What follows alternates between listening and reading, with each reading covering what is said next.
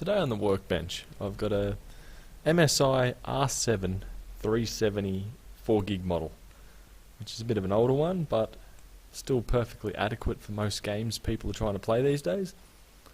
So what I'm doing in this video is not very complicated at all, but it may help some people that are interested in this particular card.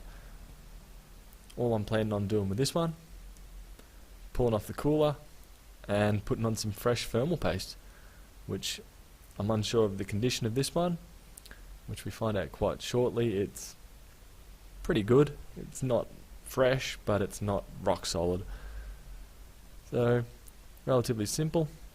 4 main screws holding the cooler on, and then there's also some VRM coolers that are attached by 2 screws nearest to the I/O shield. Pretty simple to come apart. There's a couple of connectors, but once in, it's a very simple in-out job.